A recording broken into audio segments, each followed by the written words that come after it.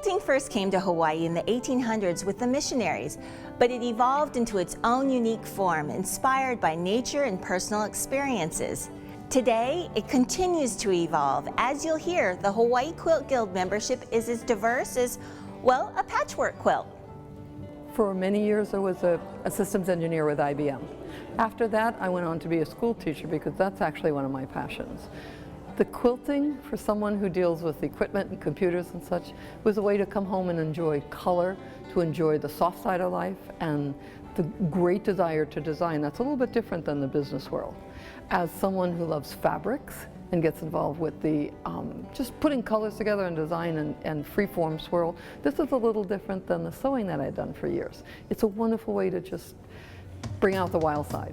For many people, it's a come home from work from a nurse, for someone who's in the business world, and love what's not part of work. I started quilting in 1981. It was a hobby, and my real job was a bartender. But I'm a Hawaiian quilter, and I joined to learn some patchwork quilting, and that was in the early 90s.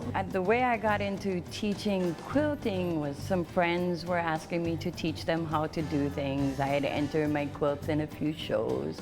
So I started teaching little classes here, and then got invited a few little commissions, and then I got a contract to go teach general sewing in the Marshall Islands. And you know, it just kind of progressed and got to a point where I could quit bartending and have fun quilting. And now I go to Japan every year, Israel and Costa Rica, and all kinds of small towns and big cities in the United States. My objective is to learn the different techniques, and I still consider myself a novice, but the Hawaii Quilt Guild has provided a lot of opportunities to learn different techniques, and I get to meet a lot of beautiful friends. So the first thing on my bucket list was woodworking. And after 1 year of all the projects, my rocking chairs, my koa, my husband said, no more, there's no more room in the house. So after that, then I turned to quilting, and it's been wonderful. Retirement is wonderful. There's not enough hours in a day to enjoy. The native Hawaiians, as you might know, met missionary women on a ship and watched them cut up fabric and reassemble it, and thought it was a little foolish. We also don't have the need for the heavy batting. So that developed, the Hawaiian women developed the process of using basically two colors at the time, two solids, to enjoy the stitching and such. It's a batting that's a little bit thinner, and it's often used for decor, not only bed spreads. As time went along for contemporary quilting as well as Hawaiian quilting, the idea of hanging it on the wall as decoration has become enormously popular. Perhaps more in Hawaii because we don't have that many on our beds. The batting, or the in-between the top and the back, has become different quality through the years, including some thinner ones that are flatter. Lets a Hawaiian family use it without it being quite the same quality as a heavy down quilt. So many are hung on the wall, some are put on beds, and I'm sure there's quite a few that are put on beds, rolled away at night, and put back for the beautiful look that it gives to your home. During the development of quilting, everything was hand quilted for many, many years. Many old ones you'll see are all hand quilted.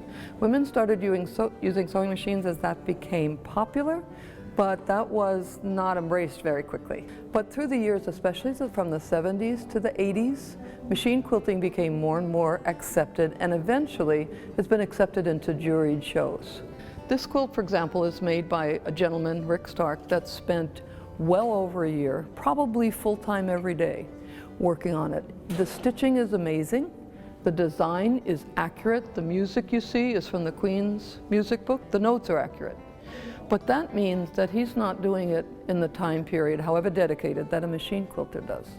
When Rick does things like this, they're in the market in the art industry. He says sold for as much as $38,000. My opinion being that that's really low for that kind of work. That's a lot of dedicated work. Some of us who quilt by machine can do it a lot quicker with a lot of detail, but the Hawaiian quilt is still a very unique process, painstaking. You have to have a certain kind of patience. The market for it is worldwide, definitely worldwide. The Hawaii Quilt Guild is about 30 years old this year.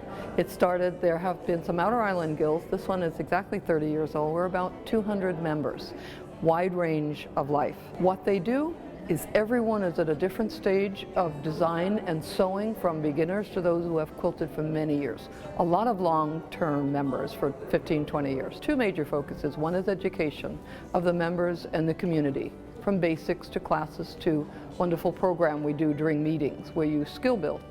The other is the community service. We are part of maybe upwards of 10 to 15 different community groups that we donate quilts, pillowcases, for senior bibs, walkers, anything we can sew with beautiful fabric.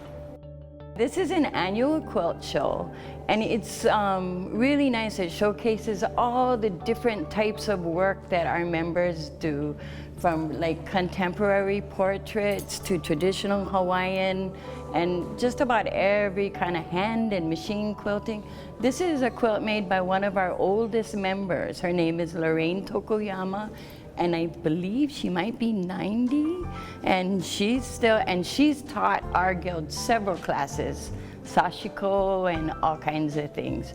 This quilt show started in the early 90s, and at first we had it for about 3 days, and it was so popular that the Academy actually asked us to extend it longer, and now we're up to 10 days long. We actually have, for the first time, a Members' Choice Award, and I was looking at everything yesterday, and I'm still trying to decide which one I'm gonna vote for.